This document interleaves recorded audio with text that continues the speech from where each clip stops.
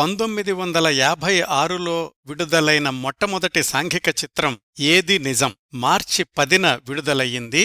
నిర్మాణ సంస్థ ప్రతిభా పిక్చర్స్. ఘంటసాల బలరామయ్య గారు మరణించాక వాళ్లబ్బాయి ఘంటసాల కృష్ణమూర్తి నిర్మాతగా రూపొందిన మొట్టమొదటి సాంఘిక చిత్రం ఇది. దర్శకుడు ఎస్ బాలచందర్. ఈ సినిమా కథేమిటంటే, అనగనగా ఒక పల్లెటూళ్ళలో కోటయ్య, తిరుపతి అనే ఇద్దరు మిత్రులుంటారు. వాళ్లు అడవిలో కట్టెలు కొట్టి జీవిస్తుంటారు. కోటయ్య ఆ ఊళ్ళోని రామి అనే అమ్మాయిని ప్రేమిస్తాడు.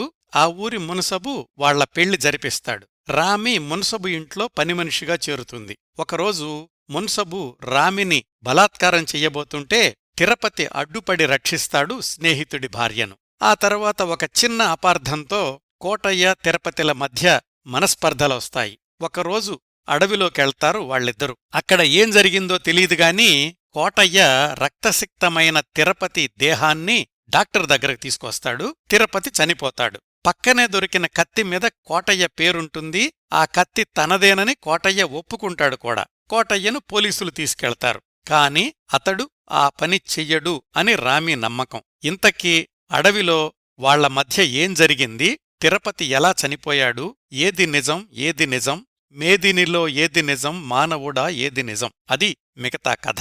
కథ మాటలు రాసింది సుంకర సత్యనారాయణ. పాటలు సుంకర, శ్రీశ్రీ, కీర్తిశేషులు బసవరాజు అప్పారావు గారు. సంగీతం మాస్టర్ వేణు. కథానాయకుడిగా నాగభూషణం గారికి ఇది తొలి చిత్రం. కోటయ్యగా నాగభూషణం, ఆయన భార్య రామిగా షావుకారు జానకి, కోటయ్య మిత్రుడు తిరుపతిగా జోగారావు, మున్సబుగా గుమ్మడి నటించారు.